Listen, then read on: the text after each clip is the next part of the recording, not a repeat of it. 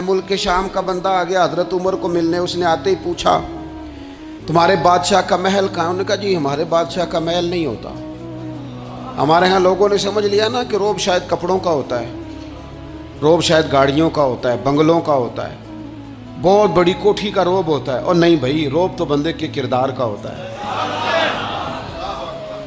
उसके अफकार का रोब होता है। रोब उसके ऊंचे ख्यालात का होता है। कहाँ है आपके बादशाह का महल? तो उन्होंने कहा महल शहल तो कोई नहीं, मस्जिद में होंगे अमीरुल मोमिनीन। बंदा कहता है मैं सोच में पड़ गया कि जिसके नाम से मेरा बादशाह कांपता है वो मस्जिद में होगा। गनमैन ही कोई नहीं, हटो बचो ही कोई नहीं, इधर उधर ही कोई नहीं, पहरेदार ही कोई नहीं। मस्जिद में जाके पूछा जनाब उमर, कहने लगे इधर ही थे। किधर हैं भाई हजरत? वो किधर हैं भाई? इधर ही थे। कहने लगा, मैं हैरान हो गया, ये बादशाह की बात हो रही है।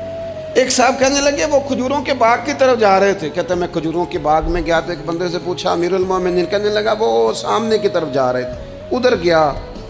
एक बंदे से पूछा कहाँ है वो शख्स, इसकी 24 लाख मुरब्बा मील पे हुकूमत है। कहाँ है वो शख्स जो मदीने में बैठ के नारा लगाता है तो कैसर किसरा कांप जाते हैं।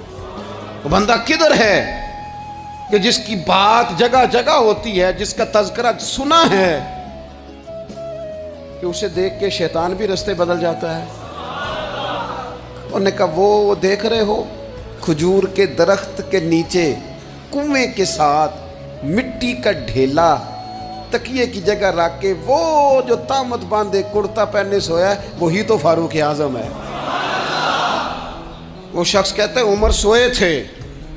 शेर सोया भी हो तो उसका रोब होता है। शेर जो होता है, शेर कभी सो भी जाए ना तो लोग फिर भी खौफ खाते हैं और उसके जागने का खौफ खाते हैं कि ये कहीं जाग ना जाए। शेर जो हुआ, कहते हैं हजरत उमर सोए।